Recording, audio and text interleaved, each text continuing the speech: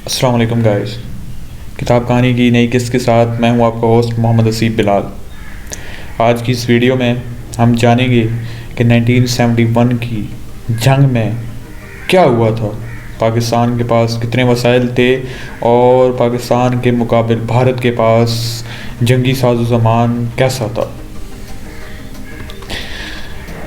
General نیازی نومبر کے آخر میں اخبار نویسوں سے باتیں کرتے ہوئے یہ دعوے کرتے تھے کہ وہ بھارت سے بھرپور جنگ لڑ رہے ہیں، مگر میدان جنگ میں ان کی سپاہ کی تنظیم و ترتیب سے اس کی نفی ہوتی تھی۔ بریگیڈیئر صدیق سالک اپنی کتاب میں نے ڈھاکہ ڈوبتے دیکھا میں لکھتے ہیں کہ ان کے زیر کمان تمام فوجی چھوٹی چھوٹی ٹکڑیوں میں بٹ کر 2700 کلومیٹر سرحدی علاقے کے ساتھ بکھرے ہوئے تھے، جو کہ تخریب کاروں، شر پسندوں اور سرحدی جھڑپوں کے لیے تو موزوں ہو سکتے تھے، مگر وہ بھرپور جنگ کے لیے تیار نہیں تھے۔ یہ تقاضے کیا تھے؟ ان سے عہدہ برا ہونے کے لیے کون سی دفاعی حکمت عملی مناسب تھی؟ اس کا جائزہ لینے کے لیے صدیق سالک نے اپنی کتاب میں نے ڈھاکہ ڈوبتے دیکھا میں شکست کی تیاری کے نام سے ایک چیپٹر لکھا، جس میں وہ لکھتے ہیں مشرقی اور مغربی پاکستان کے درمیان کوئی 1200 کلومیٹر کا فاصلہ تھا۔ مشرقی بازو 3 اطراف سے بھارتی علاقے میں گھرا ہوا تھا، چوتھی طرف خلیج بنگال تھی جس پر بھارتی بحریہ کا غلبہ تھا۔ وہ بآسانی اس کی ناکہ بندی کر سکتی تھی، مگر جنوب مشرقی سرحد پر ایک چھوٹی سی پٹی تھی جو برما کی طرف کھلتی تھی، مگر یہ علاقہ پہاڑیوں اور جنگلوں کی وجہ سے دشوار گزار تھا۔ یہاں قبائل اور جنگلی درندوں کا دورہ تھا۔ اس علاقے میں چوری چھپے تخریب کاری، شر انگیزی یا محدود گوریلا کارروائی تو ممکن تھی، مگر روایتی انداز میں ٹینکوں اور توپوں سے جنگ بعد قیاس تھی۔ باقی صوبہ زیادہ تر آبی نوعیت کا تھا۔ بنگلہ دیش میں بارشیں بہت زیادہ ہوتی تھیں۔ بارشوں کا سیزن عموماً اپریل سے نومبر تک ہوتا تھا، اور باقی سردی اور گرمی کا موسم محدود ہوتا تھا۔ اور اس کے بعد انڈیا کے پاس جو فوجی ذرائع تھے اس کے بارے میں صدیق سالک اپنی کتاب میں نے ڈھاکہ ڈوبتے دیکھا میں لکھتے ہیں کہ بھارت کے پاس 8 ڈویژن کی تازہ دم فوج جو کہ مشرقی سرحدوں پر تعینات تھی، اس کی مدد کے لیے 2 ڈویژن جو کہ چین کی سرحد کی طرف متعین تھے، بوقت ضرورت ان کا رخ بھی مشرقی پاکستان کی طرف موڑا جا سکتا تھا۔ ان 8 ڈویژنوں میں سے 2 مغربی بنگال میں تھے تاکہ وہ حکم ملنے پر جیسور کی طرف پیش قدمی کر سکیں۔ یہ 6 کور کے ماتحت آتے تھے۔ ہمارے شمال مغربی علاقے پر چڑھائی کے لیے 3 ڈویژنوں پر مشتمل ایک فوجی ڈویژن کے طور پر لڑنے کی ان میں طاقت تھی۔ ان کی کمان ایک میجر جنرل کے سپرد تھی۔ رہ گئی مشرقی سرحد تو وہاں بھارت کے 3 ڈویژن پڑے تھے جن کی کمان 4 کور کے حوالے تھی۔ ہر ڈویژن کے ساتھ جو ٹینک اور توپ خانے ضروری ہوتا ہے وہ بھی موجود تھا۔ اس کے علاوہ بھارت کے پاس رسالے اور ارٹلری کی کئی ریجمنٹیں تھیں، جس کی تفصیل صدیق سالک نے اپنی کتاب میں نے ڈھاکہ ڈوبتے دیکھا میں کچھ یوں بیان کی ہے۔ فیلڈ ریجمنٹ توپ خانہ کے پاس 48 توپیں تھیں جن کو بڑھا کر بعد میں 60 کر دیا گیا۔ میڈیم ریجمنٹ توپ خانے کے پاس 10 توپیں تھیں جو کہ بعد ازاں 16 کر دی گئی تھیں۔ اسی طرح ان کے پاس T8 ٹینک، PT-76 ٹینک اور شرمن ٹینک کی ایک ریجمنٹ اور 2 اسکواڈرن موجود تھے۔ ہمارے ٹینک رات کو استعمال نہیں ہو سکتے تھے، مگر بھارت کے اکثر ٹینکوں میں انفرا ریڈ ریڈیشنز والے شیشے نصب تھے، اس لیے وہ رات کو استعمال ہو سکتے تھے، اور ٹینکوں کو پانی میں تیر کر رکاوٹ عبور کرنے کی بھی صلاحیت حاصل کر لی تھی۔ بھارت کے پاس معقول بختر بند گاڑیاں تھیں جن کی مدد سے بیک وقت 2 پلٹنوں کی نفری گولیوں کی بوچھاڑ سے محفوظ رہ کر میدان جنگ میں نقل و حرکت کر سکتی تھی۔ بھارت کی فضائی قوت 80 اسکواڈرنوں پر مشتمل تھی، جس میں MiG-21 کیمبرا بمبار Su-7 اور نیٹ زمینی کمک دینے والے طیارے شامل تھے۔ ان طیاروں سے بھرپور فائدہ اٹھانے کے لیے بھارت نے مشرقی پاکستان کے ارد گرد ہوائی اڈوں کا جال بچھا دیا تھا۔ دریاؤں کو رکاوٹ عبور کرنے کے لیے بار بردار طیارے اور ہیلی کاپٹر مہیا کیے گئے تھے۔ بھارت کی اگر آپ بحری قوت میں سب سے قابل ذکر بات یہ تھی کہ ان کے پاس ایئر کرافٹ کیریئر یعنی کہ طیارہ بردار بحری بیڑا بھی تھا، جسے وکرانت کہتے تھے، جو کہ غازی جو PNS غازی تھی، جس نے وکرانت INS وکرانت اور INS کرکی کے اوپر جو حملہ کیا تھا، آپ نے وہ جانا ہوگا۔ انشاءاللہ آنے والی ویڈیوز میں اس کے بارے میں بھی بتائیں گے۔ اس میں دیکھ بھال کرنے والے 6 طیارے اور 14 سمندری عقاب یعنی کہ لڑاکا بمبار اور آبدوزوں کے خلاف استعمال ہونے والے 3 سی ہاک طیارے شامل تھے۔ اس بیڑے میں حفاظت کرنے کے لیے معقول تعداد میں ڈسٹرائر اور فریگیٹ تھے۔ اس کے علاوہ بھارتی بحریہ کے پاس 4 بڑے جنگی جہاز پیاس، برہم پترا، کرامارتی اور کارمورتا، 2 آبدوزیں نندی ہاری اور کلواری، ایک سرنگ صاف کرنے والا جہاز اور 5 مسلح کشتیاں جنہیں گن بوٹ کہتے ہیں موجود تھیں۔ اس بری اور فضائی قوت کے علاوہ بھارت کے پاس ایک چھاتہ بردار brigade, 3 brigade group, border security force کی 46 پلٹنیں اور 1 لاکھ مکتی بانی تھی۔ بھارتی قوت میں نے اس بنگالی آبادی کا ذکر نہیں کیا جو کسی پلٹن یا بانی میں بھرتی ہونے کی بجائے اپنے گھروں میں تھی، مگر اس کی ہمدردیاں بھارت اور اس کے اعلی کار مکتی بانی کے ساتھ تھیں۔ اوپر بھارت کی صرف اس عسکری قیادت کا ذکر کیا گیا ہے جو خالصتاً مشرقی پاکستان کے محاذ پر متعین تھی۔ اگر آپ 1971 کی وار کا جائزہ لیں تو پاکستان کے پاس اس کے خلاف لڑنے کے لیے معقول فوجی ساز و سامان نہیں تھا۔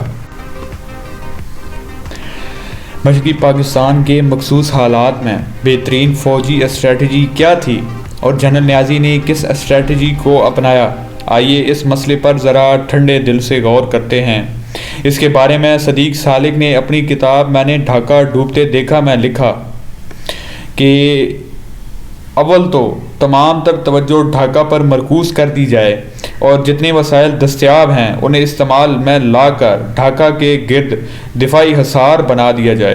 جغرافیائی لحاظ سے یہ دفاعی حصار 3 بڑے دریاؤں جمنا، برہم پترا اور میگنا کے کناروں پر استوار کیا جا سکتا تھا۔ اس حکمت عملی کے 2 واضح نقصان یہ تھے، ایک یہ کہ ہر چیز اس دفاعی حصار پر مرکوز کرنے سے مشرقی پاکستان کا بیشتر حصہ جس میں جیسور، کشتیہ، راجسائی، بوگرا، رنگپور، سرہٹ، کومیلا اور چٹاگانگ شامل تھے، کسی مزاحمت کے بغیر ہی دشمن کے قبضے میں چلے جائیں گے۔ دوسرا یہ کہ اس دفاعی حصار کو توڑنے کے لیے بھارت کو بمشکل 4 ڈویژن فوج درکار ہوتی اور وہ باقی 4 ڈویژن بآسانی مغربی محاذ پر منتقل کر دیتا، جس میں زندگی میں پہلی دفعہ اور شاید آخری مرتبہ قریب عددی برابری حاصل ہوئی تھی۔ یہاں یہ بات بے محل نہ ہوگی کہ ہم قیام پاکستان سے کہتے آئے تھے کہ مشرقی پاکستان کا دفاع مغربی پاکستان سے ہوگا، اس لیے مغربی محاذ پر بھارتی فوج کو بھرمار اس فوجی اسٹریٹجی میں رکاوٹ کا باعث بن سکتی تھی۔ دوسرا حصہ یہ تھا اپنے سارے وسائل سرحدوں کے دفاع پر لگا دیے جائیں اور دباؤ پڑنے پر باوقت ضرورت آہستہ آہستہ پیچھے ہٹا جائے، حتیٰ کہ ہم ڈھاکہ کے ارد گرد جمع ہو جائیں۔ بظاہر ایک معقول تدبیر بھی تھی، لیکن وہ جو نہ اسے ناقابل عمل بنا دیا تھا۔ ان 2 وجوہات میں ایک تو یہ تھی کہ بھارت کی فضائی برتری کی وجہ سے دن کے وقت پسپا ہونا مشکل تھا، دوسرے رات کو جگہ جگہ مکتی بانی کا سامنا کرنا پڑتا۔ تیسرا، سوئم اس مکتبہ فکر کے مطابق مشرقی پاکستان کا بہترین دفاع اس میں تھا کہ کسی ایک جگہ آخری دم تک بچانے کے لیے متحرک جنگ کا راستہ اختیار کیا جائے۔ اس نقطۂ نظر میں بات یہ تھی کہ بھاگم بھاگ میں بھارتی فوج اور مکتی بانی کے تعاون سے زمین ہمارے لیے تنگ ہو سکتی تھی۔ صوبے کے اندر اور باہر مخالفت کے پیش نظر یہ اسٹریٹجی مناسب نہ تھی۔ اس کا چوتھا پہلو یہ تھا کہ اس طریقہ کار کا بنیادی نقطۂ نظر میں سرحدی شہر، خصوصاً ان شہروں کو جو حملہ آور کے راستے میں پڑتے ہیں، دفاعی قلعوں میں تبدیل کر دیا جائے۔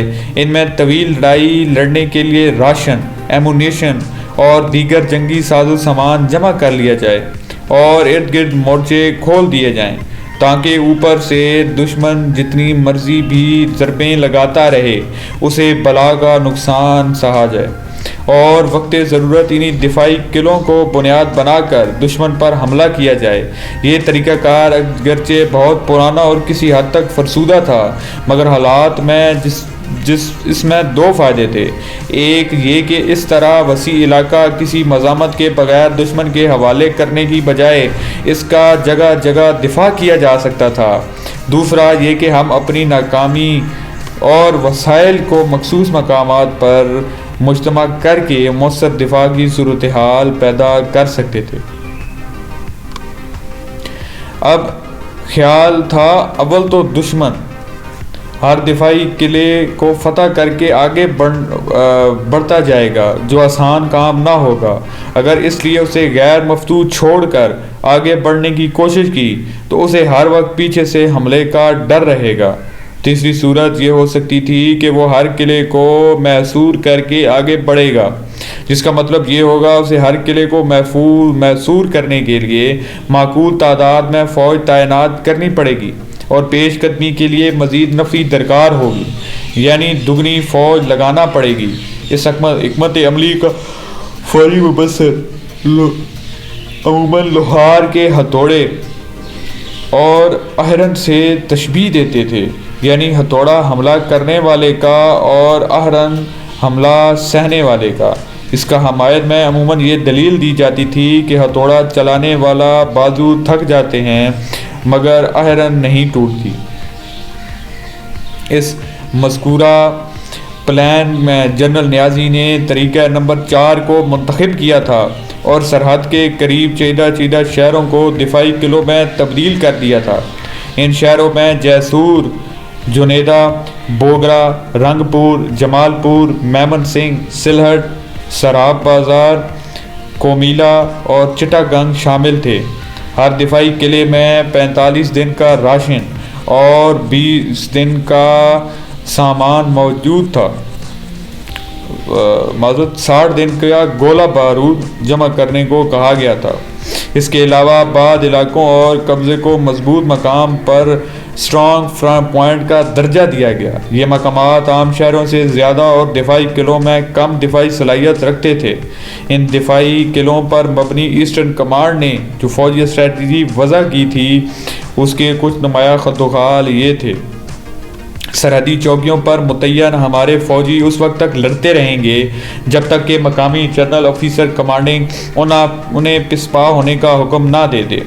پسپا ہوتے ہی حتی الامکان مزاحمت کی جائے گی تاکہ زیادہ سے زیادہ وقت میں کم سے کم زمین ہاتھ سے جائے اور بالآخر یہی فوج واپس آ کر دفاعی قلعوں میں مورچہ بند ہو جائے اور آخری وقت تک لڑتی رہے۔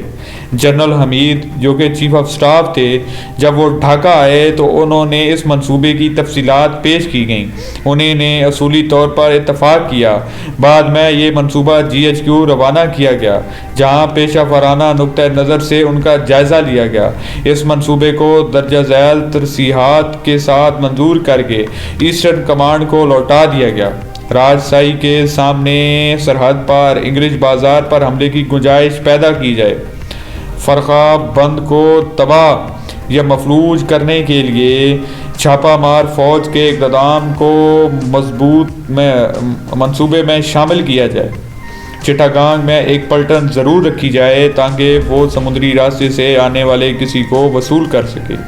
ڈھاکہ کو مشرقی پاکستان کے دفاع کی کنجی سمجھی جائے۔